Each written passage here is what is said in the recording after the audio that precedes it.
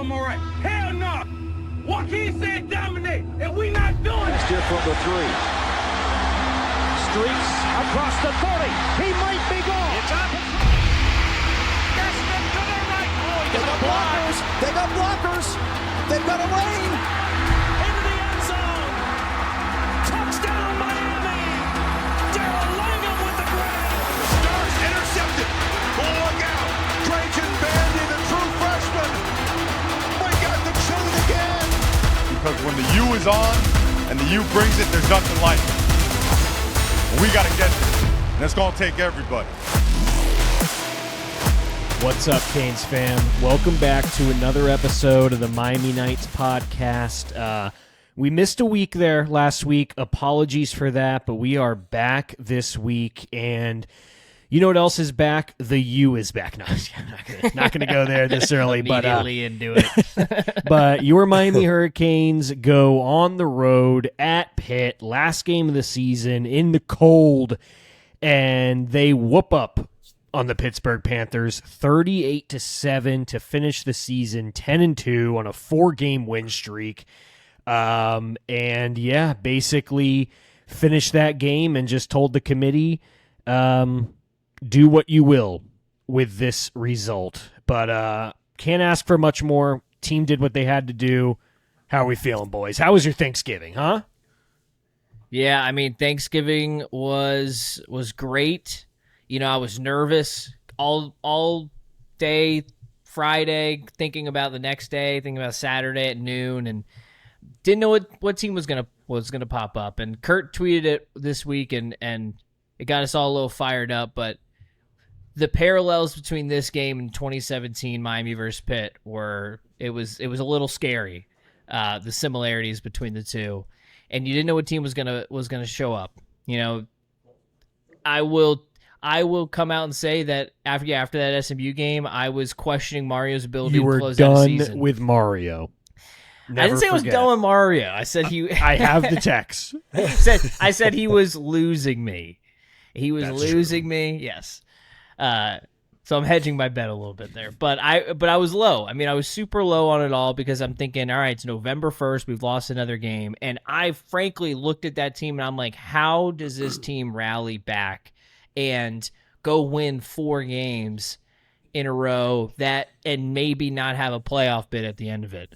How can Mario get this team behind him? And he did. And we responded like no other Miami team that I've seen that I can remember in a very, very long time.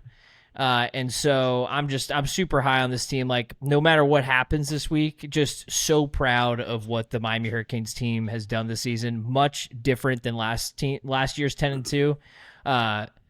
You know, this team frankly deserves a playoff spot. 100% deserves a playoff spot in my mind. But regardless of what happens, just super, super proud to be a Miami Hurricane today. Even I wore this around Gainesville today. You know, I had someone see my hat and they go, "Missed the ACC championship, huh?" Said it under their breath, and I'm like, "What the nerve? You just hired John Summerall, and we beat you guys this year. You missed a bowl game. It's just the audacity." But you know, it's a sad existence over here in Gainesville. But yeah, so go Canes! Yeah, I'm just so happy, so happy. So yeah, Thanksgiving was good though. Yeah, I think this is the first time in a long time that we haven't had to grasp at it's not a stretch, or we're not grasping at straws. It's not false hope. We're not clinging to something that doesn't have any substance. I think for the first time in a long time, the narrative around Miami is people have to stick up for us for what we've done this season.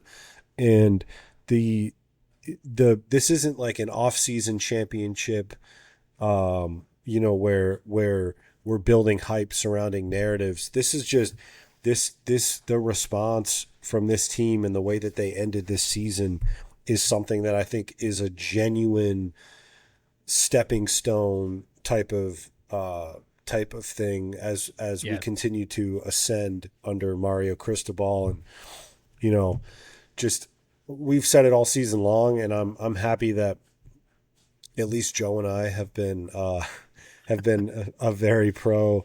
We listen. Kurt, we've you been texted the season was over after SMU. Don't hit me with that. but lifetime contract. No, Yeah. Mario has had my support, and I just think it's to see the proof on the field. Again, it's not this is the first time in a really long time that Miami's gone out on the field and actually proved something with their play. And it was awesome because it was after the SMU game, the narrative and the pressure mounted, and the players had to deal with and the coaching staff too, questions and concerns about the rest of the season and ultimately their futures, and the pressure mounted. There was the potential for this thing to fall apart like we've seen in the past. And to see them respond, I tweeted that out after the game, is outscore our opponents 151-41 the final 4 games. Is Miami hasn't done that in a really long time. No. So I think we have something to genuinely be proud of and excited about, moving forward. Yeah. Yeah. I mean, this is now 20-4 over 2 seasons. And it would be a shame if there's nothing to show for that, and if there's nothing to show for this 10-2 season as far as postseason goes. But we will get to that. Let's just first enjoy this win. This was a win against a Pitt team that, unlike they did against Notre Dame, when the coach admitted they didn't care about winning that game, Could beat us This 100-0, is that what he said? Yeah. Yeah. This was a game that Pitt, they had everything riding on as well. They still had a path to the ACC championship. They were healthy. They got all their guys back. Desmond Reed was back. The kicker, who was sick for 2 weeks, was back. Although, my God, did he still look sick on that kick. Good Lord. And, and Miami went in there, and really from the jump, there was the score by Pitt in the first quarter to go up 7-3, and then since then it was pure domination. So let's get into it. Let's get into our awards before we talk about anything else, because we've got a lot of postseason talk. This is going to span over a couple of weeks, but like I told Jimmy earlier, if it wasn't for the playoff, this 10-2 season, we would be feeling even better about this. The fact that we just finished 10-2, we beat Notre Dame, we beat Florida, we beat FSU, we beat Virginia Tech, who I know is down this year, but they're a rival. We beat Pitt at Pitt last game of the season. A bunch of huge wins and 2 losses by a combination of 9 points. It was a great season. Don't let the College Football Playoff Committee take that away from you. So let's get into this game. Or the ACC will also get into that. Never let the ACC take anything away from you. The ridiculousness of the ACC, we will get into that. But first, Miami 38, Pitt 7. Let's get into awards. Hurricane of the game, the final.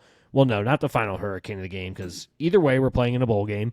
But this could be the final time you give an award to a player or players that might not be playing in the Pop-Tarts Bowl, if that's what it comes to be. So give me your hurricane of the game. Today. Yeah. Thank you.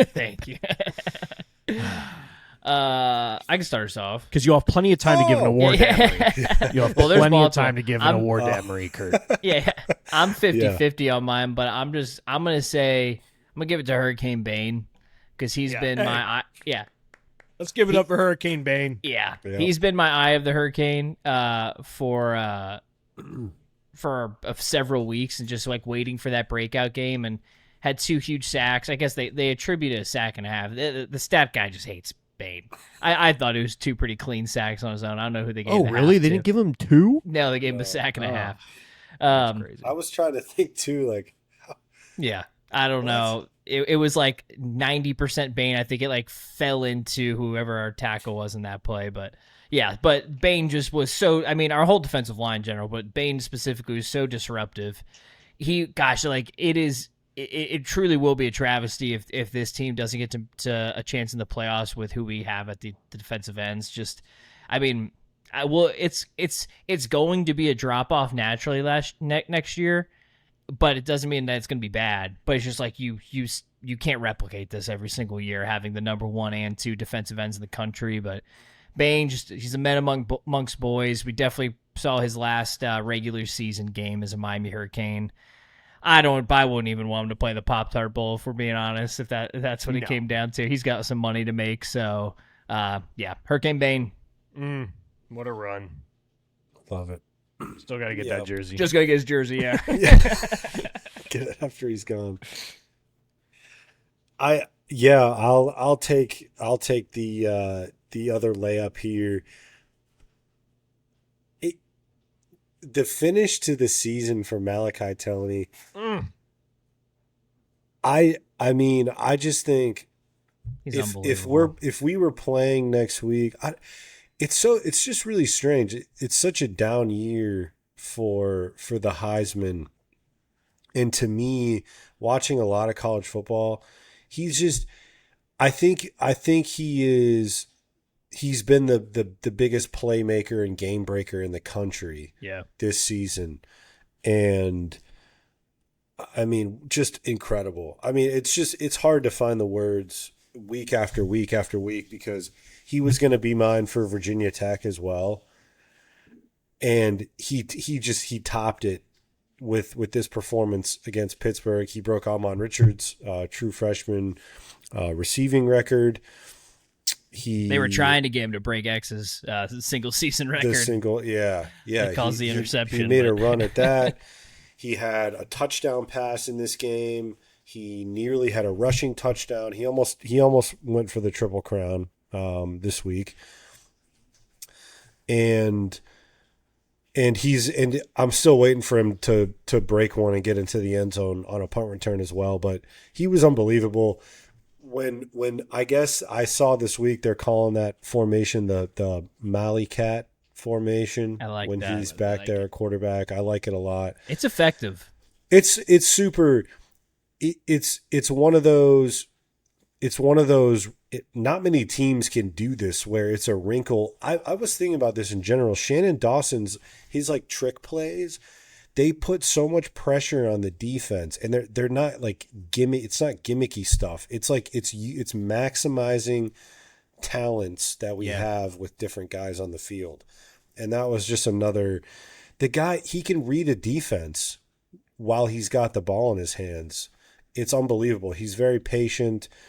You know, the touchdown pass to Lofton was cool, and we ran several iterations of that same play throughout the game. So he was awesome.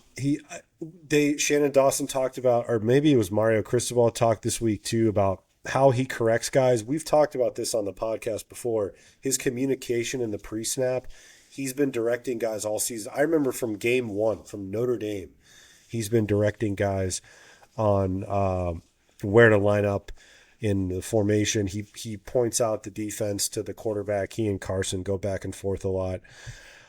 He might be one of the more valuable college football players I've seen in a really long time in general. So yeah, really cool. I mean, when you think about a guy that is like a Swiss Army knife like he is, and what he brings to this offense, and just he really has everything. Like, I don't know what he lacks in, because even you could say he's not the total speedster and he doesn't have the size, but the way that he runs, the way that he just, it's almost like he looks like he's not even trying out there, and he's like patiently catches the ball, lets blocks establish. He's able to do a little stutter step and go. He's able to, like Kurt said, the way that he directs the offense, the way that he picks up blocks, he's an unbelievable blocker. Yep. Punt returns, the guy has zero nerves returning a punt to a point where it's like, I could do some nerves. Like, let the ball go. That first drive, I'm like, God, dude, he's got 3 and out. Zero fear he's going to fumble it. He jaws at the other team. He's not afraid to talk. He really does it all. And I'm very excited that we get him for 2 more seasons. It's insane that this guy is just a freshman. And like Jimmy mentioned I don't know if you tweeted or not, but he should be on Heisman list going into next season because if we're talking about most valuable players for winning football teams, no one better than Malachi Toney. I bet you he might be the favorite going into next season. He could be. But I mean, frankly, he should. I feel like he deserves odds this year. Like, I was just checking to make sure he wasn't.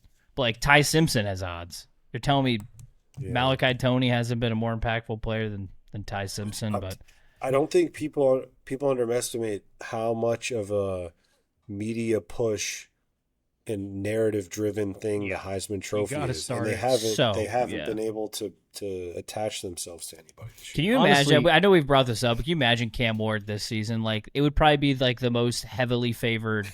Like he'd be the most heavily favored Heisman winner in the history of college football. I think it was just crazy. Like, yes, last year was crazy competition for it. This year's just like no one's completely stood out. Yep. Okay, I'm going to go my hurricane of the game. I'm going to go Mr. Zechariah Poyser. Yes. I think we talked about a lot of different defensive back secondaries. A lot of them have gotten hurricane of the games. We talked about Keontae Scott going out with an injury. I know it's different positions, but it's the way that this defense goes. It's kind of like everyone fills in for everybody. And this secondary overall, the way that they picked up when Keontae Scott went down, the way that this defense responded, Zechariah Poyser, I mean, that hit he put on the quarterback, like, it was a big play then, but he was struggling to walk by the end of this game. I mean, he was getting absolutely pounded. He threw for 199 yards, I think. It was just under 200. 1 touchdown, 1 interception. Like, we shut down their passing game. We shut down their running game. But Poyser played really well. The guy is a great open field tackler. And he was shut down as defensive back. So I was just, the whole secondary really super pleased with, but Poyser specifically had a great game. Isn't it amazing how we overhauled the defensive secondary? It's unbelievable. They were terrible last year. Mario is, I think, in the portal what we used to attribute Norvell to, like his ability to find solid portal players, but he doesn't need the volume that Norvell always does. I think I tweeted it out a couple weeks ago, but just the amount of hits that he's had in the portal this season, like the efficiency in the portal is crazy. And your buddy Bauman had a nice game too, Jim. Listen, I mean that might trashed him. That might leak me into my old tropical storm of the week because go for it. Right, deservedly so. That tweet did a little better than I wanted it to. Like I was kind of tweeting out my thoughts, but it caught on a little bit, and people rightfully shot back like I don't know. People are like he's done his job. I'm like he's dropping passes. I don't know if he's technically doing his job. But he did his job this game, and he made some important catches. I'm trying to pull up his stats right now, but crucial times, held on to the ball, 3 catches, 58 yards. Long was for 33. Not the fastest guy in the world. Nope. I think Elijah Arroyo gets in the end zone on that 33-yard catch, but not every tight end's Elijah Arroyo. So, yeah, great performance.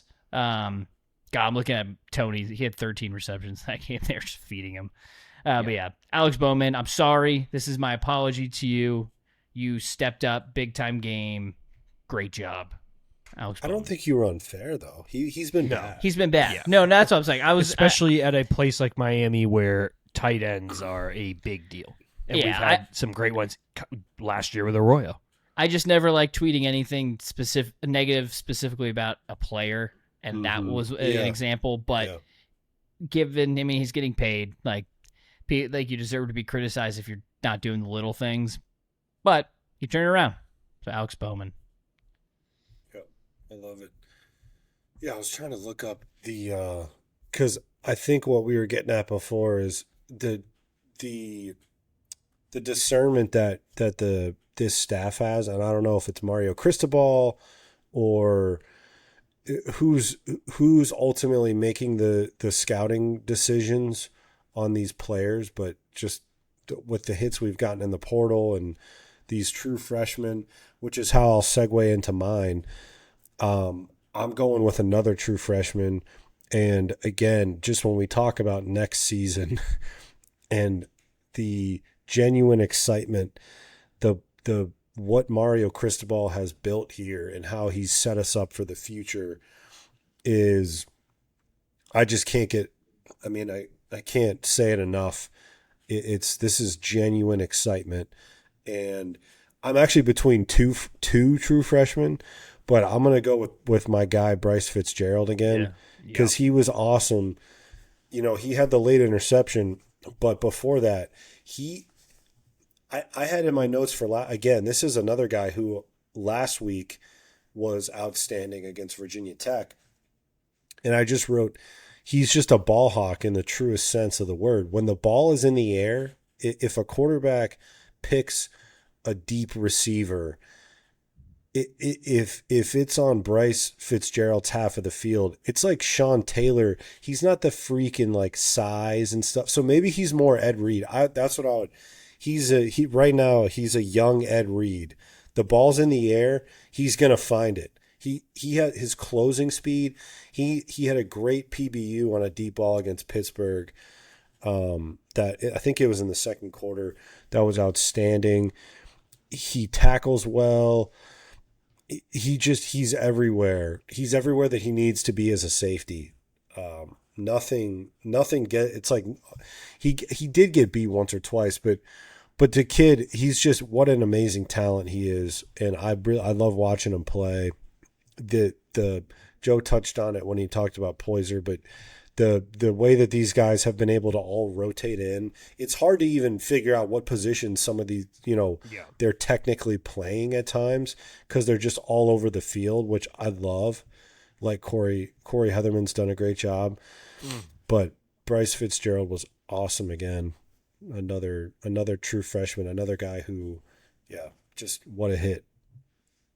Yep. I'm going to stay on the defensive side of the ball. I mean, I would actually, this guy could get Hurricane of the game. He did just have some stupid penalties that our defensive tackles seem to love to do because they forget to watch the ball and they jump off sides. We're good for one a game, yeah. Justin Scott, had the step that he has taken this season, the guy is going to be elite next year. Justin Scott is going to be absolutely disgusting next season. He seems to be in every play. He's all over the field. He's all over the backfield specifically. He had 5 tackles, tackle for loss, 2 quarterback pressures, and he does exactly what you need a defensive tackle to do. Our ability to stop the run. How many rushing yards did Pitt have? They had to be. had, I think it was under 50. They had 30. They had 30 rushing 21 yards. carries for 30 yards. Oh my gosh. How many rushing yards did Pitt have last week against Georgia Tech? You're pulling all the stats. Let me look. They had rushing. I have holiday music playing in my phone. Can anyone else hear that? Oh my god. No. It's some ad that pulled up on ESPN. Oh, it's the AI Coke ad. Okay. They had last week 186 rushing yards versus Georgia Tech. We held them to 30. And that starts with the defensive tackles. Linebackers also played well, but Justin Scott, tropical storm of the week for my man there. But our ability to stop the run is unbelievable. We had the bad game against Virginia Tech, but that's what Virginia Tech does is they run the football. Like, we knew that's how they were going to get their yards, and it was fine. But yeah. 30. That's crazy. Dominated them, dude. Oh, it makes me sick. It makes me sick. We're so good. All right. Tropical depression of the week. Who depressed you this week, Jimmy? Who or what or where? The ACC review committee. Oh, okay. The replay committee. Yes. Whatever that they call themselves. Listening to the review of that one catch, game's still close at this point, so I'm still on edge about it. And clearly he bobbles it. Never had possession. He's out of bounds once he gets control of it. Another guy on the review is doesn't look like he has possession. Only gets possession once he's on the ground out of bounds. No one says anything. Yeah. And then the next thing that the lead guy says is, looks like he's in bounds, has possession. Everyone agree? Everyone agreement? Yep. And then, all right. And then they go. It was no actual conversation about what actually happened. And so beautiful peek under the curtains, but that's definitely my low because I've been liking that, but I'm like, wait, that just showed a little that one guy, whoever the main guy is, he calls the shots. No one, no one else's opinion matters in that. Yeah, whole the guy's like, this looks like an incomplete pass. Guy comes in. Yeah. Yep, foot down here, ball control. This is gonna be a completed pass. Calls uphill. He's like, whoa. He stopped him. Definitely, that's my tropical depression of the week. I thought I got a kick out of that too. And the amount of time it takes. They spend so much time in those reviews, talking about, okay, we're going to run this back. You see quarterback drops back to pass here. Ball is in the air. They're walking us through the whole play. And then the final decision one more time, happens like ruling that. on the field? Yeah. And then they're like, and we're waiting for any other views to come in. Any other views? Nothing coming in. Okay, ruling on the field. And it's like, guys, this is just supposed to get the call right. And it just shows how incompetent these referees are. The fact that you can look at that play and he didn't have control when his feet were on the ground. Everyone sees that. I don't know. It's just crazy. I got to look into what it takes to be a ref because it can't be much. And I'm not necessarily going to complain about the refs for us, but just in general, the inadvertent whistle. I mean, what are we Virginia doing? Tech? Oh, that was Virginia Tech. The weeks are blending together. We're combining. It's okay. Yeah, we didn't talk about it, so you can talk about it. Stuff like that. I mean, that's horrible. Just really, really bad. Really bad all around. I mean, how about in this game? It happened to Pitt. They had a nice play, but they said the play was blown dead to review. It's that's got to happen sooner. You got to blow these plays dead sooner. It cannot be at the snap of the football. Yeah. Now, given that was the quickest huddle to snap, very quick. That was impressive. They should do that more often. Yeah. My God. Kurt, who depressed you this week? I mean, it's not easy. It's not easy. I think talking about how strong of an end to this season it's been, there really hasn't been too much depression out there on the field, and I've had to sort of dig deep and probably even reaching to some degree. I think I'm just going to continue to stick with guys who I've had a lot of excitement about that either haven't progressed or just haven't quite been the game breakers. And Mohamed Toure, he's really impressive to look at, and he's athletic. He moves. He moves really well. He's got great size, but he can't cover every single blown coverage.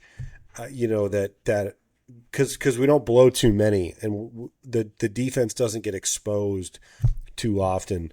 And I think it was in the third quarter, Heinschel actually overthrew the guy out of bounds. But it was a sort of a blown coverage where it looked like it could have been potentially like a game-breaking type of play, and Toure was the only guy in the frame. His coverage ability just doesn't match up, and that's why we've seen a lot more Chase Smith. I would have loved to have had Chase Smith as my tropical storm. Yeah, I just want to shout. I mean, he was great. Yeah, he was. I think there's been a noticeable shift by the coaching staff. He's our best cover linebacker. And he's massive. He's 6'2", huge linebacker, but moves really well. He had that great blow-up tackle. I think he caused a fumble. It was recovered by Pitt in the inside the 10-yard line in the first quarter of that game too. So he was awesome. But Mo Toure, he just leaves a lot to be desired because he looks the part, but I don't think he really plays the part consistently. Yep. I hear you there. I'm with it. I'm going to go, and this is also a little combination of, we didn't do this podcast last week, so I'm combining two games with this tropical depression, is Louis Riddick and his commentary on the Miami Hurricanes and their need for style points and the constant reminder of where we stand in the college football playoff. Not about the game, not about the impressive performance that's happening right in front of you. It's what does Miami need to do next is all we heard this week, because he received a lot of heat for it over the week before the Pitt game. This week was a little better, but it was still, we were up 28 points. I can't remember exactly what it was at one point, and he's saying, all right, this is a big possession for Miami here to, I'm like, what are you talking about? It is ridiculous to expect these teams to go on the road against a conference opponent and have to put up crazy style points. It's hard enough to win in college football, let alone just be able to flip a switch and be like, oh yeah, you need us to score more points? Sure, we will. Right. Especially being away. Yeah, it's like, just win the game. I was bummed last week that we got to the point against Virginia Tech where we felt, because it's like, I mean, the game was never in jeopardy, but all that crazy stuff happened at the end. We get the ball back 10 points. It's like, let's just run out the clock. Let's just get this win and get out of here. And you saw that Shannon Dawson got aggressive and felt like we needed to score more points. And I don't blame him, but it's just unfortunate because of people like Louis Riddick and the commentary around it that we have to do it. And it's a crazy thing to keep bringing up in a football game that you're up 28 and the reporter saying you need to score more and show the committee something. It's insane. Yeah, my favorite comment from the Virginia Tech game is when we were up at 17 at one point, and he goes, "This is a nightmare scenario for Miami." This is an absolute nightmare scenario. I'm like, University of Miami. What are we doing? But you even saw this game. We weren't going to put that extra nail in the coffin. No. Then Narduzzi calls the timeout. Mario says, "All right," which made no sense because he punted 2 possessions in a row before that on fourth petty. down. Yeah, it was petty. It was super, super petty. Do you think he calls the timeout? It's SMU trying to make it a statement for themselves and trying to, like, they understand it's not personal to Pitt. It's we're getting shafted by the College Football Playoff Committee and need everything we can possibly get. But then, Narduzzi did come out after the game and had a lot of praise for Miami, and he also said that our defensive line, he's like, someone asked him basically, how do you stop their defensive line? Like, how do you prepare? He's like, did you see them? You don't. You can't. Like, a lot of praise. Think about Blount and Scott next year. Lightfoot. Yeah. Yep. It's going to be gross. And we got Scroggins with another year under his belt, and Hayden Lowe. We forget about him as a recruit. He's been he was their number one guy. He was going to play this year. Yeah. And he was hurt. I mean, it's going to be nasty. And with Corey Heatherman, like, I don't know how much longer we'll have him because he will start getting looks, but we at least have him for next season. And you just got to take full advantage because that man is a maniac, and hopefully he can continue to coach and train Mr. Jason Taylor to maybe one day take the job. I don't know. We'll see. But it was a great game. It felt, regardless of what happened after, regardless of what's to come, everyone said Miami can't win in November. Miami can't win the games when they actually matter, when all the marbles on the table, Miami folds. And Mario Cristobal has shown time and time again he can win the big games. We're 4-0 against ranked teams this season, boys. 4-0. It was a great season, and this was just a perfect end to it. It just absolutely dominated him. I think we're behind Ohio State, Indiana, maybe Texas Tech are the only 3 teams ahead of us that have blown out teams by more than Miami have had larger margins of victory this season. So, well, you saw the interesting shift in the past 24 hours in, like, a lot of the statistics in the country. Yes. You look at the S&P, look at the FPI, and they shifted more towards Miami either being comparable with a team like Notre Dame or just being like a top 10 metric in the country. And we're looking at a committee that claims in the beginning of the season they're looking more at the metrics.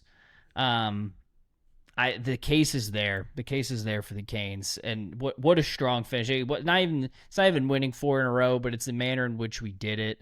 When you look at the NC State game, when you look at Virginia Tech, and you look at this game, and obviously Syracuse before that, but I don't even discuss them. Fran Brown is just forever dead to me, even though he already was. But yeah, it's the manner in which we did it, how we closed the season out. It feels really, really good. I think they awakened something in Mario, to be honest. I don't think we see rightfully so conservative. Like you're beating Notre Dame. I don't know. It's like you want to win that game. You think in the beginning of the season you don't need style points over a win over Notre Dame. You want to beat Notre Dame to start off the year. But I think we've seen maybe a little switch in Mario that he's just out for blood because he knows we get no benefit of the doubt. And I think we saw that on full display these past 3 games or 4 games.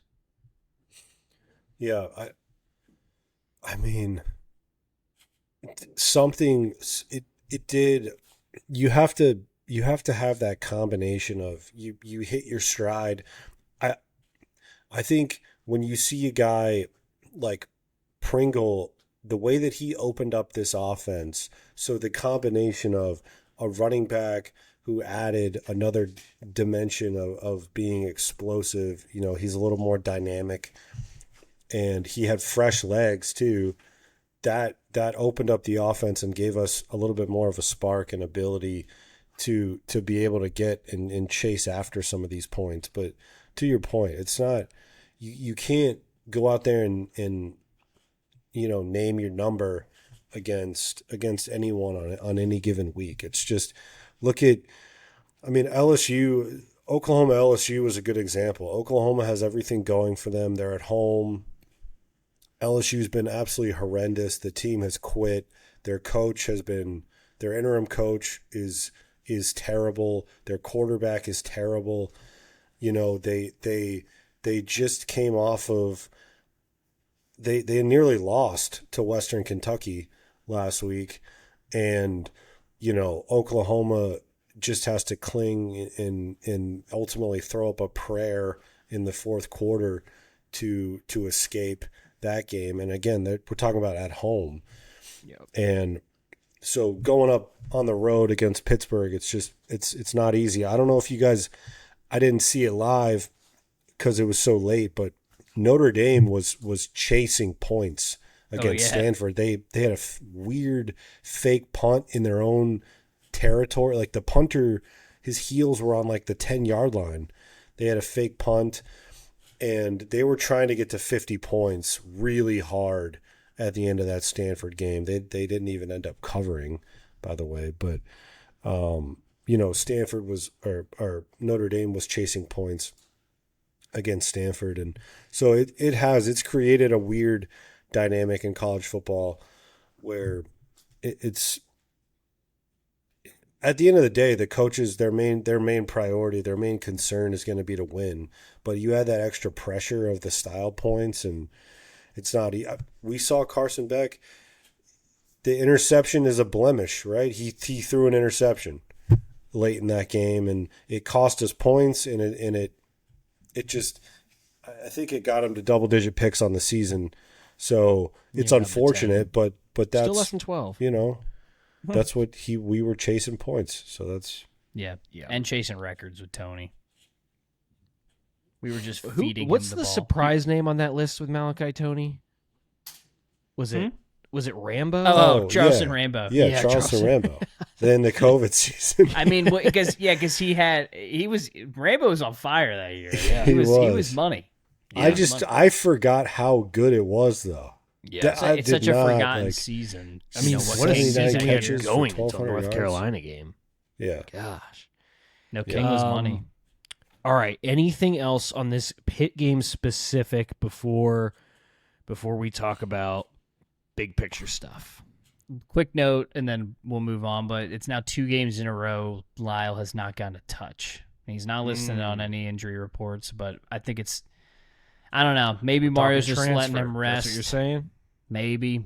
But Pringle, Pringle gave that spark that we thought Lyle would. Maybe he's not right this year. I hope he sticks because we've seen what we've seen from Pringle from Lyle his freshman year. Just didn't have it this season. Vision just looked shaky. Didn't look comfortable back there. So I just found that interesting. Didn't see him. It was literally actually I guess Brown got some touches, but it was mostly the Fletcher and Pringle show in the backfield. Yep. Good call there. Good call. Okay. Let's start with the ACC. So, as everybody knows by now, your Miami Hurricanes are not playing in the ACC championship. It is Virginia playing against, ready for it, Duke. 7-5. 7-5 Duke. Everything that we needed to happen in the ACC and nationally did not happen. But specifically, Virginia did defeat Virginia Tech. Cal beat SMU. That was one game that we wanted SMU to win that for a variety of reasons. And then earlier in the day, Duke Duke beat Wake Forest. Yeah, Manny was in tears. Yeah, we were all in tears, Manny. You guys go. You guys got your thoughts on this. So you said Ridiculous. it. You said it beautifully, Joe. We're in a conference that the two teams playing in the conference champion. I'll start with Virginia. Played NC State. Then we just decided that that's not a conference game this season. So they make it in. Don't have to play. I don't think Virginia played Georgia Tech or Miami this season. And that's no fault of their own. That's a fault of the system. The system is it's just so bad. There's way too many blame teams. the system here. Yeah. Like Virginia, they handled their business as well as they could this season. Duke, on the other hand, at 7-5, with a head-to-head loss against Georgia Tech, and Georgia Tech has the same amount of losses, somehow doesn't get that tiebreaker. Somehow we have a tiebreaker over SMU. Yeah. Like they don't take the head-to-head into these tiebreakers. The system makes absolutely zero sense. Like we were actually the next team up, and you would actually think we probably shouldn't be with the teams that we lost to. The metric that got Duke over the threshold is ACC opponents, ACC winning percentage. That is the threshold that got them over the mark. And so 7-5. And what team hurt us? What team killed our UNC? winning percentage? No. Oh. I thought you were talking about UNC killed us Last because they week- should have beat Duke this the previous week. This is the team that FSU. brought our winning percentage below. No, Syracuse. That's who did it. Fran Brown strikes again. Syracuse is the one that brought ours down for the head-to-head against Duke. There was a moment in time where I tweeted everything was happening all at once, but you had Manny Diaz making it to the ACC championship. You had Blake Baker having a busted coverage in the LSU-Oklahoma game to give Oklahoma the win, and then you have Isaiah Horton catching 3 touchdowns for Auburn. And it all just felt very pointed by the universe, and Dad and I were at Gators, and we're just seeing the TVs all around us just going the opposite way. But you can all there's nothing you can do about it. But God, you're just thinking maybe one of these is gonna go. We handle our business. This will be the time where it does help us out, and none of it. 7-5 Duke going for the ACC championship. Kurt's a big Manny guy. Kurt, thoughts? It's just like it's hard to fathom. It feels really unfair. One of those the life isn't fair kind of things. Yeah. Because Manny Diaz has been horrendous this year, and I've been tired of hearing his name, come up even a little bit, slightly fondly, and when things started to get rocky here, it's like, oh, look at what Manny Diaz is doing. And it's not just the fact, it's unbelievable that Manny Diaz is in an ACC championship game, has a chance to win an ACC championship. It's the fact that their defense is their weakness. It's not very good. They tampered with Mensa. He was in the portal for 30 minutes before he went to Duke. That his whole process was like, everyone was like, wait, what? How did he end up? He was the first quarterback in the portal and the first one to sign. He was fired at Miami for going 7-5, but 7-5 at Duke gets him into the ACC championship game. In one of the most competitive ACC championship games to make. Yeah. It's maybe the ACC should form a committee and they should just select, who from the conference should play in the championship game every year. More committee. Or you know what would be a crazy thought? And bear with me here. What if the ACC had divisions? Whoa. And what if you could call one could be the Atlantic, could be a cool name, and then the other you could call it the Coastal, and then the winners of those two play each other in championship. What are our thoughts there? Then any team that comes out of each division will have played each other, so you get a true champion. Right. Just a thought. I prefer ACC opponent ACC winning percentage for it's all insane. the marbles, and none of those teams to have played each other. It's this is the season that it's without a doubt, like everyone knows who's the best team in the ACC. There's not a people aren't debating it this year. They're not laughing. That's what people aren't actually laughing at Miami this year because it's that bad. It's like the ACC joke. It'll pick back up again, and I'm not saying that this won't count against it, but in the heat of the moment right now, no one is talking about, there goes Miami again, unable to make the ACC championship game. It's like everyone's like speechless. Like how is this a thing? How did this happen? I saw, prominent guys were talking about the ACC intervening and saying, listen, Duke's not going to play for this, but apparently the Big Ten did that in 2020. That's what they were like referencing. COVID. Yeah. It's kind of unreal. It feels like you're floating. It just feels like unfair to like after all this, after the 20 years of stink to get to this point and to watch, Manny Diaz play in this game and then there's the added element of like, if him lifting the trophy I think I would have like a nervous breakdown, but like, wouldn't that help us? It would. That's my next point. Joe's been waiting for this. I don't think it does though, because you have JMU and Tulane that would just get in. I know. So they're going to still take the auto bids of the 5 highest conference champions will get in. So Duke won't be included in that. But and maybe Kurt, you had a different thought here. My thought is that leaves no ACC team in the playoffs. And so for me, it's like the committee being like, we got to get an ACC team in here. You've got the Virginia AD in the committee. Yeah. You got to have an ACC team in the playoff. It's Miami. Mm-hmm. I just think it just gives us an extra. That. But it can't hurt. It can't hurt to have Duke win the ACC championship. It also makes the ACC look even more like a joke. And I'm all about the ACC looking like a joke. There at some point, there's so much money. College football is not what it used to be. It's not like it has evolved to the point where I think that someone would step in and say, listen, if you leave, Miami gets hosed not being in the ACC championship game. If the ACC doesn't get a team in the playoff, and it's simply because of how this would look like a mess for the ACC.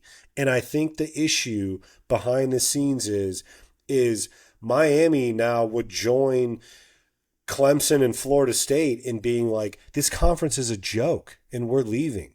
And they would start the uprising of the big brands in this conference.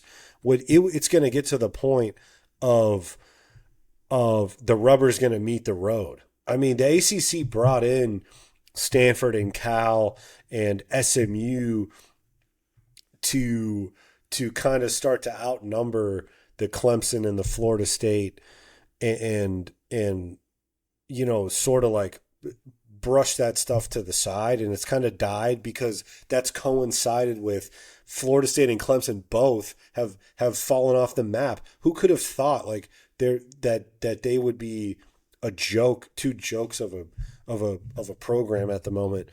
But now you throw Miami in the mix, and Miami's like, after all this time, they've been waiting for Miami to be a top level team.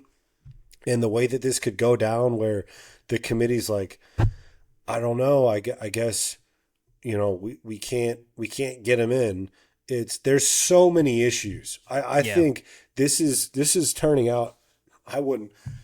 We could start talking about all of these coaching changes. So like Tulane and North Texas are playing for the American Championship. And both are legit teams. I've enjoyed watching North Texas all season long. And Tulane's very solid too. Two teams that have legit chances to get into the playoff. It's going to be a great game. Both of their coaches are leaving.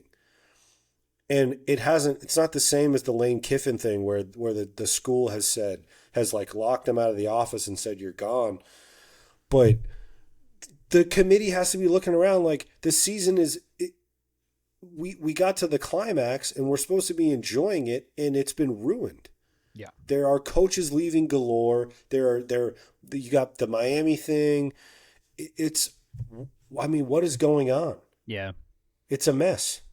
No, there's no one to blame but the mega conferences. You have to blame the SEC and the Big Ten for chasing the money, creating these mega conferences that pressured conferences like the ACC to then join a bunch of teams at the same time. Then you get a bunch of these 10-2 teams in, and a lot of teams with a argument to make it in. Let's talk about a 9-3 Texas right now, guys. No, I'm just kidding. Well, let's talk about, before we move on nationally, also shame on the ACC, because it was thanks to your referees that Miami's even in this position with the atrocity versus SMU. Lightfoot didn't hear the whistle. He didn't hear it. Maybe call a correct game so your best team can make it to the conference championship. That's all I'm asking. Don't pick up the flag on Maui Noah. Jennings fumbled on the sack. Yeah. Okay. So that's the ACC. Just it's a horrific game. Every ad I've seen for it, the two helmets lined up, Duke, Virginia, 8 p.m. December 7th. It's an absolute joke. And Tony Elliott and Manny Diaz. This has to be the worst coaching matchup for a major conference championship in history. I know Tony Elliott should have been fired. I don't know why he still has a job. It's like that clip in Blades of Glory where the guy's holding the two hot dogs together. He's like, "Look at this. Does that look right to you?" And Kurt, I know. Yeah, like we said, I know as much disdain as we might have for Manny at times, we need him to win this game. That would be nice, because it would cause absolute chaos. This is the game he probably wins. It probably is. So bad. It's just it is gross though. There's just so many things in the ACC race and the national race that could have just little things that could have went very different for Miami. I mean, there's stuff that traces back like weeks. You're going back weeks. Yeah, but there's 2-point conversions. There's FSU losses that hurt us. When we're talking about ACC losing or win percentages, look at some of these games that FSU's lost by like a freak last score, and then that changes things. That changes our opponent win percentage. There's just a million. I mean, you got UNC pulling it out against Duke or blowing it against Duke last week. Like it's totally different. We are in if it isn't for that. Yeah. And it'll make you sick, keep you up at night. That's football, Jimmy. That is football. Nationally, Miami, obviously rankings haven't come out yet for this Tuesday. They're currently ranked number 12.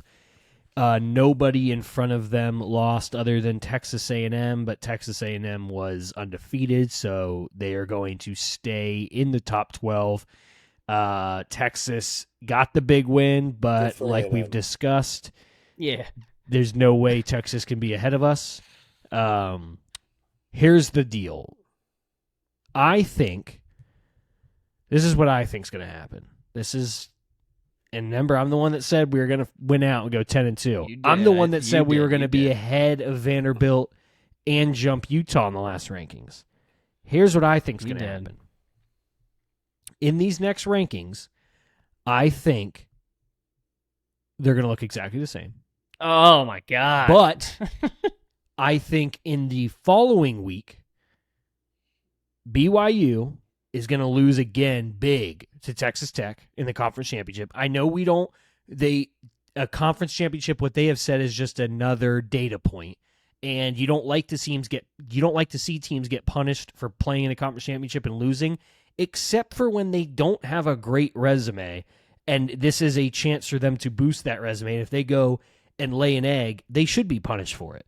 Yeah, because like it just 9, shows 10, it's 11, another 12 data point to show very interchangeable. Yeah, it's another data point to show this team's just not as good as we think they are. BYU loses to Texas Tech. Alabama goes in. What if they get blown out? What if? Is there another one that I'm? I think those are the two. And then the committee has to look Miami and Notre Dame, who right now have the exact same resumes. Everything is the same, except Miami won the head-to-head. How do you not put Miami in at Notre Dame over Notre Dame at this point? That's what I think happens. Miami is in. I mean, I think you're exactly right. Other than I'm more bullish on this week's rankings. I think the committee has to make the decision now because about they Notre have Dame. About us and Notre Dame, because they have set the precedent that they're not going to punish a team that is already in the rank. You look at SMU, like they didn't punish them for being in the conference championship last year, and they were kind of like a team people were like, should they be in there? But they were not. But they almost won that game. I know, but yeah. So you're saying it only if it's a blowout, but I don't know. I don't think that I think they've set the precedent that they won't push a team out because of what happens in their conference championship. However, what Kurt said is we're finally having to make them answer. Like these teams are 10-2 now. You can't make the momentum argument. We've now won 4 in a row. We've looked dominant in those wins. Now we are statistically very similar in the big metrics that they all like to use.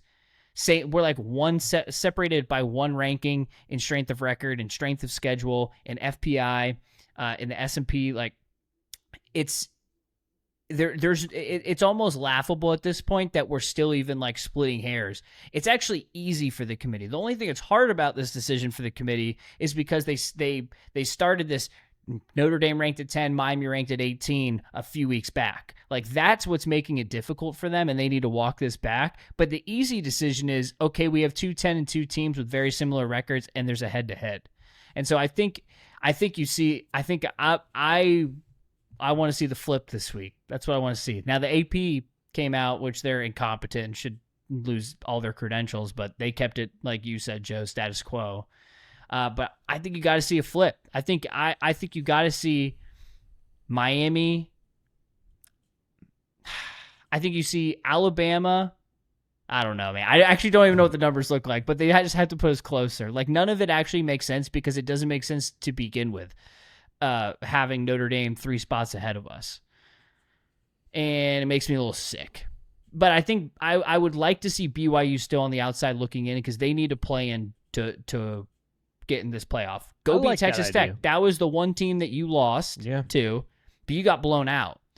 You still have an opportunity to go in. To keep them at 11, keep them on the outside looking in. Yeah, but it's to Texas Tech, and it's the only really solid team they played, and they got blown out. Yeah. And so keep them on the outside looking in, and I think you throw Miami at 10. But then where does everyone else go? Then I would. It's over. It's over. But it doesn't make sense. It doesn't. But Miami should jump.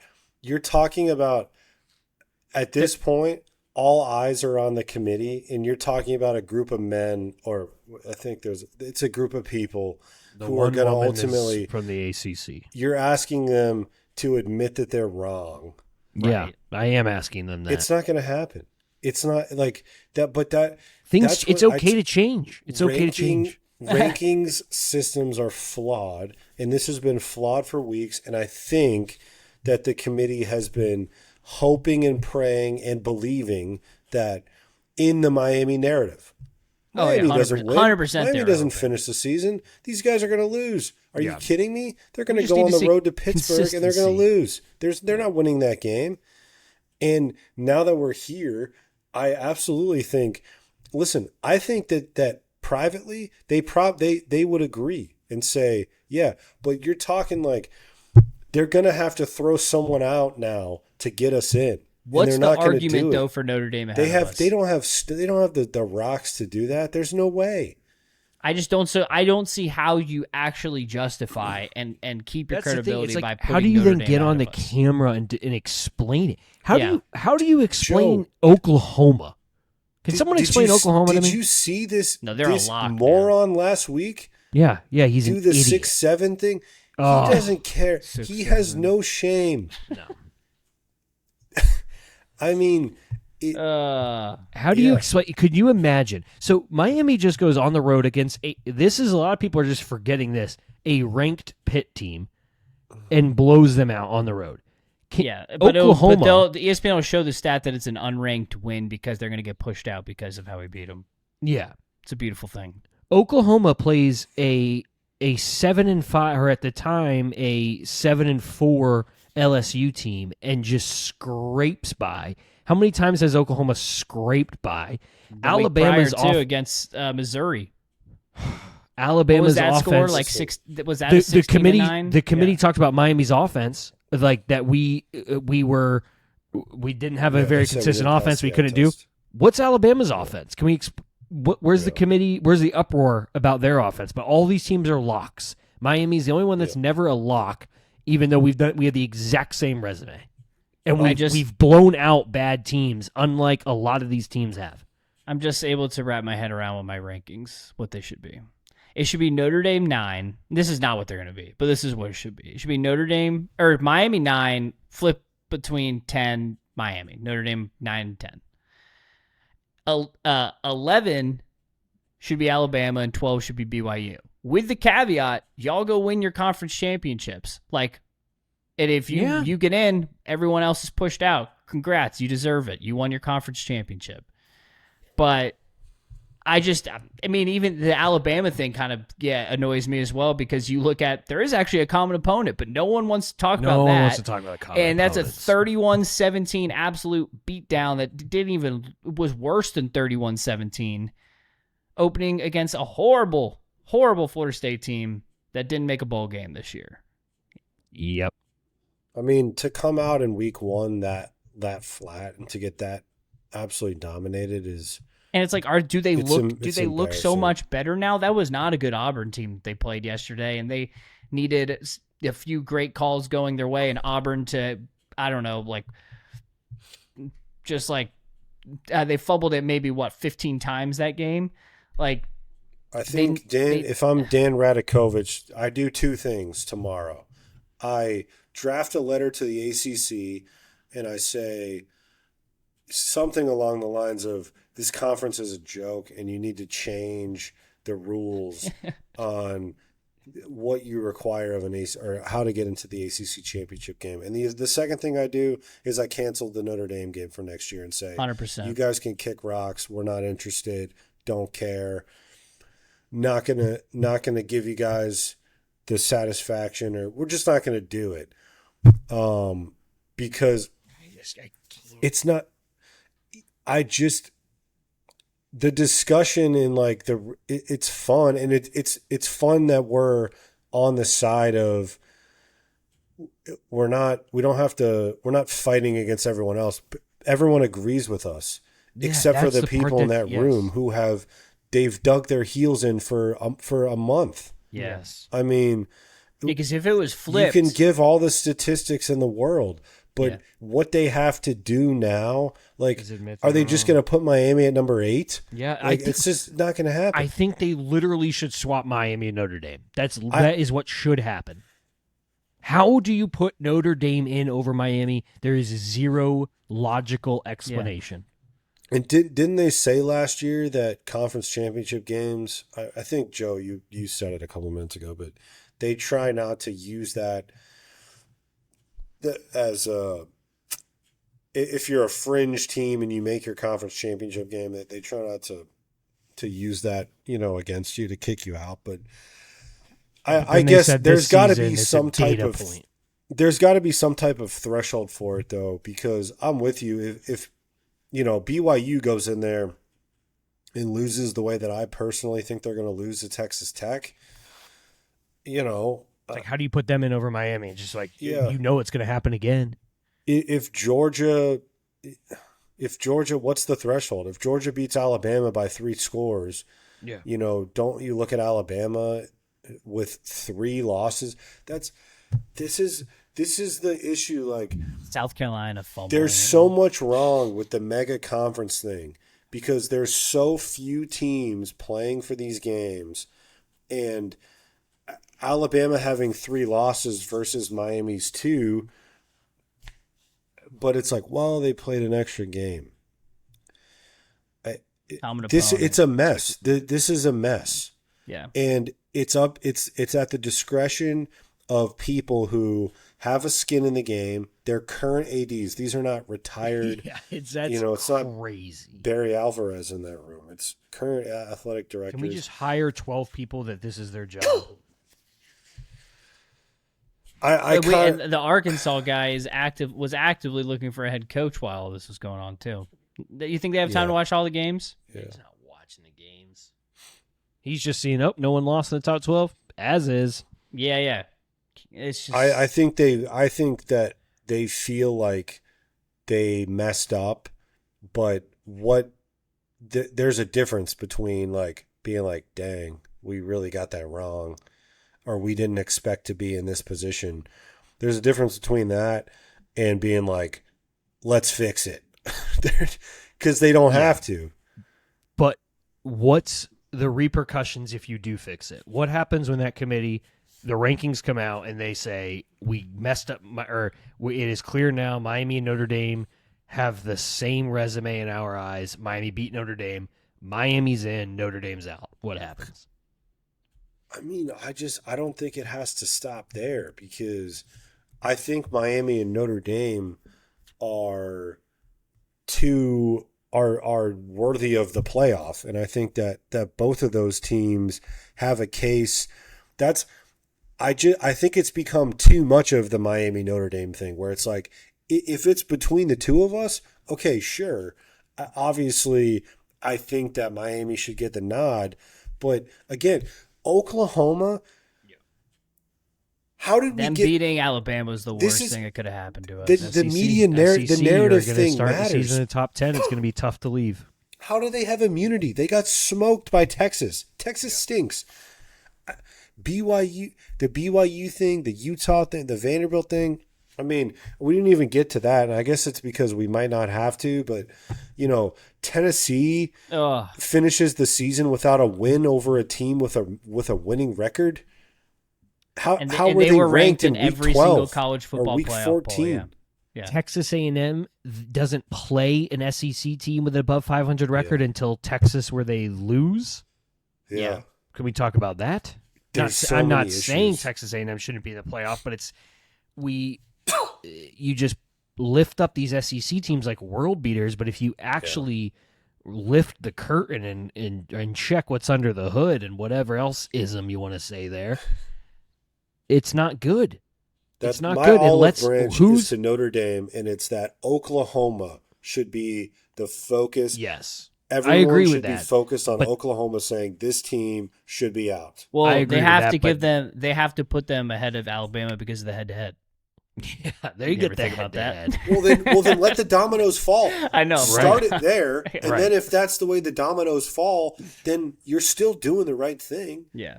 No, Move down the line. It's maddening to argue because there is actually there's no logical explanation anymore about, and we could be screaming at nothing right now if they do correct something, but if they don't give Miami the nod on the head-to-head, but they do give them the nod on the head-to-head. Oh, it's gonna be the longest pause you've ever seen. Yeah. But if they do give Oklahoma the head-to-head And at against number Alabama, what are we 12. doing?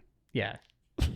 We go to commercial. My next thing I want to say is So here's my question, because they've been doing this and no one's been falling for it, but the false hope thing where they tweet out the bracket and it's had Miami at 11 or whatever. I think that's why a and lot of people in everyone the country are knows. confused because they're not paying attention enough. Yeah. They're not.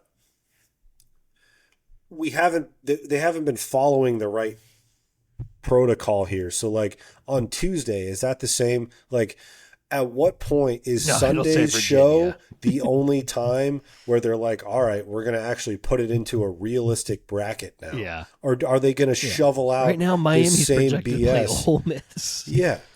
Where it's like, we know that's stop doing that. Yeah. Another last, if you guys have other thoughts, I mean, there's tons of thoughts we We'll go on have forever many here. more thoughts. Yes, yeah. but I was going to say FSU was left out of the 14 playoff because Jordan Travis was out for the season. What happens with Ole Miss that their head coach is out for the season? I think if they were a 2-loss team, 100% kick them out. But since they're a 1-loss team, since they're a 1-loss team, I mean, I think it's a big ask Gotta to keep push him them out. If he did truly take his entire offensive staff, but there's rumors that he didn't. That whole situation is just it's incredible.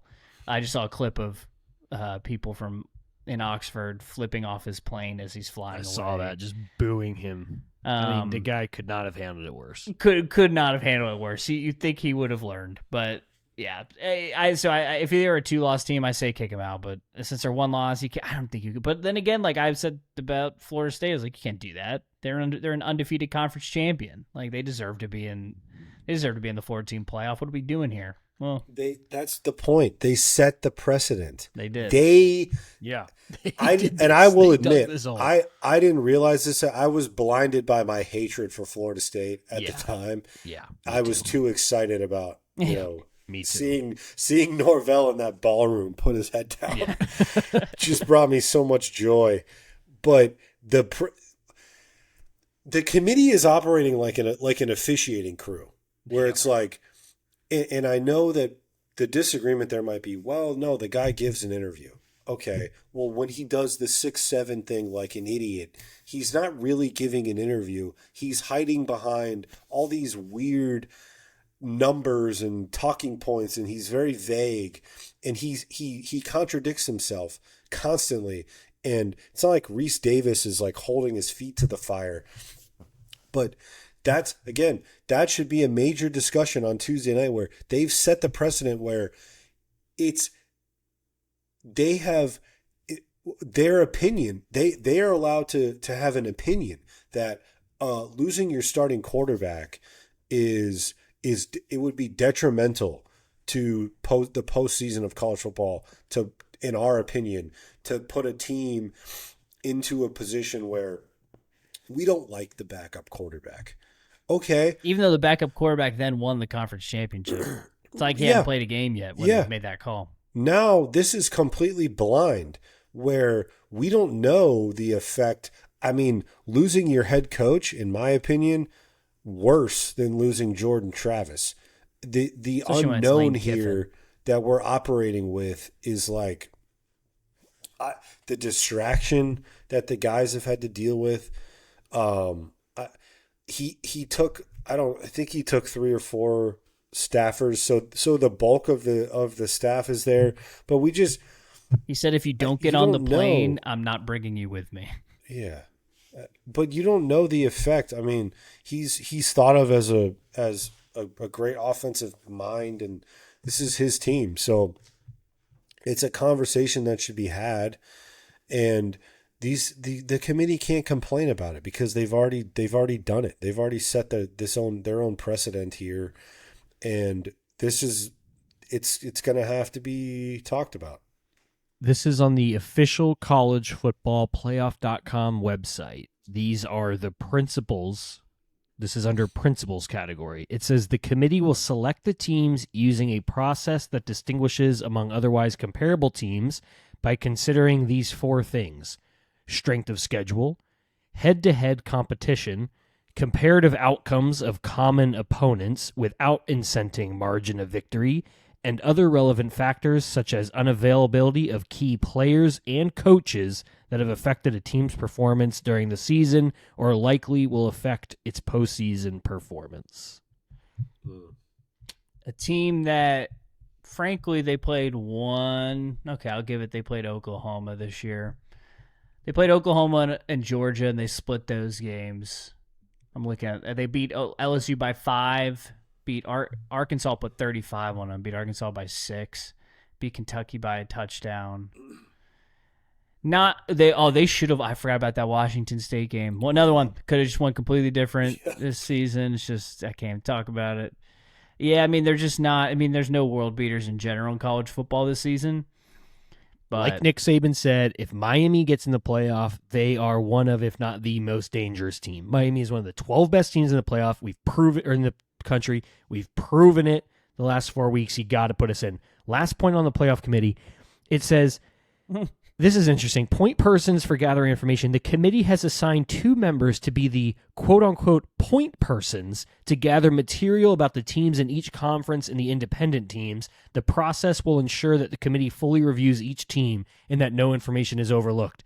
There's only 2 of these guys doing that. Like, what? So you're splitting every single game being played amongst 2 people to be the point persons, then go into the room to disperse the information and be like, this is what we found?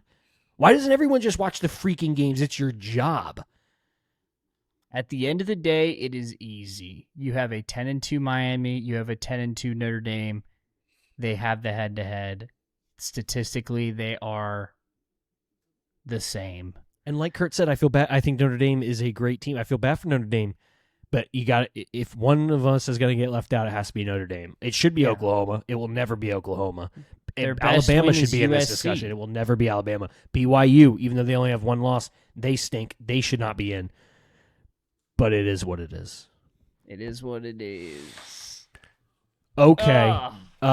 Let's close out this week because there's a lot more podcasts to come, a lot more episodes. Even though Miami played its last regular season game, there's a lot still to happen. We will keep on discussing all of this. Let's close out with a little lock of the week for the conference championship games and best of X. We're going long here, so let's make it quick. Lock of the week. We took last week off, so records are still the same. Results from 2 weeks prior. Joe had Pitt plus 2.5 at Georgia Tech. Cha-ching. Easy money there. People forget Pitt blew out Georgia Tech before we blew them out. No one cares to talk about it. No one cares. Whatever. Jimmy had NC State plus 4.5 versus FSU. Cha-ching. FSU loses to NC State. And then they decided we're going to bring Norvell back. Announced that right after. 6-6 wasn't good enough for old Coastal Carolina, but 6-6 is what FSU would dream of these days for their coach. And then Kurt, Houston, 1.5 versus TCU. I believe that was a loss. First half. Their kicker shanked a field goal at the buzzer. Brutal. Okay. Jimmy, you still have the T. The honors are yours, my friend. What do we got? I'm looking at North Texas at number 24 Tulane. Your head coach is going to UF. I don't care if it is the same coach. I think that causes some issues.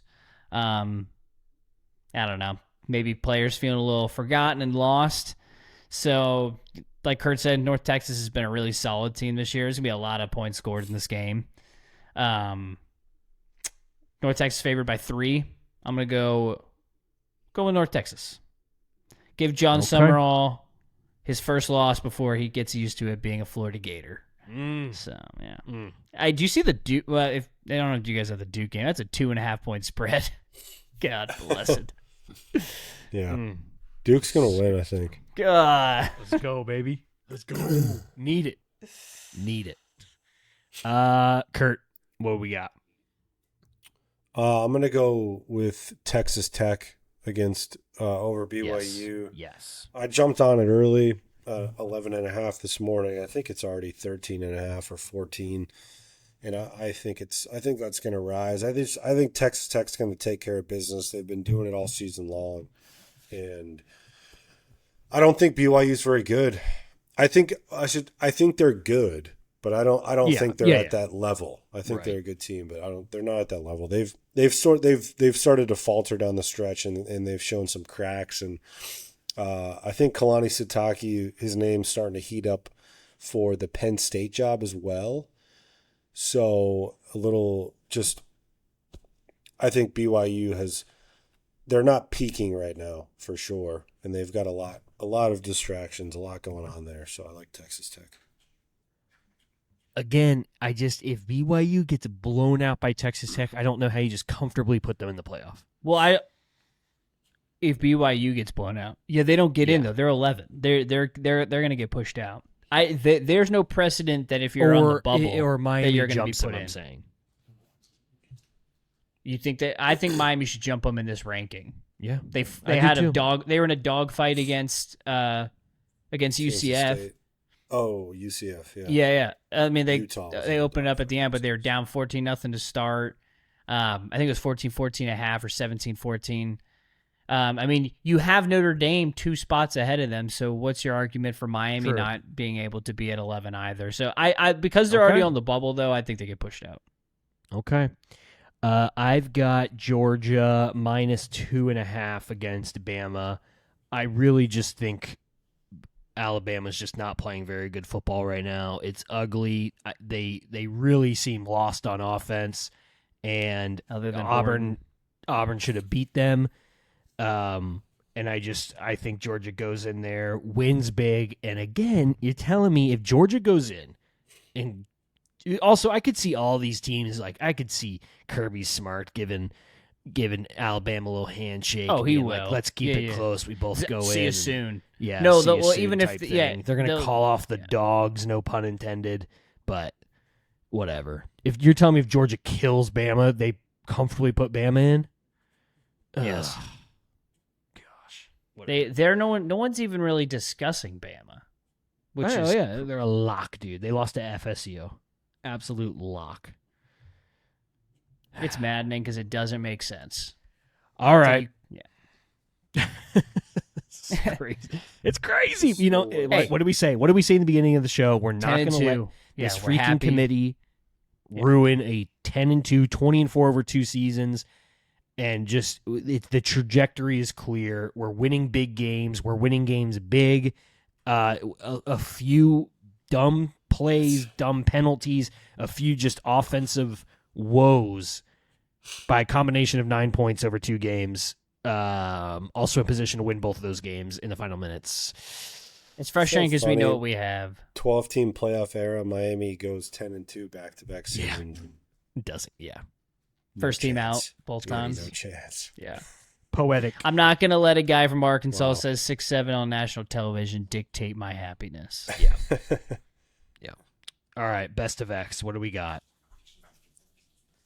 You got you it go ready ahead. to go? Yeah, I'll go. Mine's kind of along the lines of everything that could go wrong, but Virginia beats Virginia Tech and will head to the AC Championship game. UVA had lost 19 of its past 20 games to the Hokies, and we got the pleasure of getting 19 out of 21. So right when we need them. Bama split the games that we needed them to not split, or maybe just do the opposite. Really good job by Blake Baker. I mean, that was my favorite part. Really knock-up job. I mean, gosh. I enjoyed Tom Fornelli is a college football writer. I think he's with CBS Sports. He's another one of these. I'm not a huge fan of his, but he had one tweet about the Miami Pitt game, and at 12:51 p.m. after Pitt's first touchdown, he tweets out, "Pitt is up 7-3 on Miami." Period. did not tweet about the game again. I mean, he was getting absolutely blasted. People like, can I get an update? They're looking for it, yeah. I mean, we scored 35 unanswered points after that, but it's so that people were quoting notable. halftime scores. That's a new stat that's getting brought in. What's the score at halftime? That's been the new metric brought in this year. It's insane. Mine is it's the video of the college football playoff chairman doing the 6-7 move, and the tweet says, "I don't think I'm being dramatic when I say there should be capital punishment for this." And yeah, I mean, it's crazy. The guy gets ridiculed 2 weeks ago because he can't form a proper sentence explaining his picks, and then he goes and does 6-7 when everyone's just trying. I mean, millions of dollars are on the line here, and you're just making jokes, and you think this whole thing is a big old joke. The joke is you. The joke is you, playoff committee. But your Miami Hurricanes finished the season 10-2. I know you can say shouldn't have lost those 2 games. At the end of the day, the Miami Hurricanes did their job to cement their resume as playoff worthy, and we'll see what happens. It's been a pleasure, boys. Great season. We would have killed for these seasons. We would, 10-2. Yeah, but 10-win season. We haven't done since 2003. Yeah. Yep. Just saw another stat. SEC, like they fired 25% of their coaches this year. That's a good one too, dude. It's every week. It's like, their interim head coach getting his first coaching gig today. Yeah, but clearly far and away the best conference. Give them all the benefit of the doubt. Okay, we will be back next week with an episode. Enjoy the conference championship weekend. Enjoy Duke versus Virginia. That is must-see TV. Go Duke. We need it. We'll be back on next Monday, discussing, hopefully, where Hurricanes are in the college football playoff. We'll see. Season's probably over. Season's over. Emery Williams, Pocket Bowl. Drops back to pass to JoJo. I think I've seen this move before, and I didn't like the ending. Emery Williams and JoJo Trader, touchdown, Miami! Oh my God, that's going to be one of the plays. JoJo Trader, good catch. All right, signing off. And then Emery sits out the second half. Luke Nickel comes in. Looks terrible. The same backlash. Yo, get the speaker box loud, hitting that stuff. Go Canes. That sound.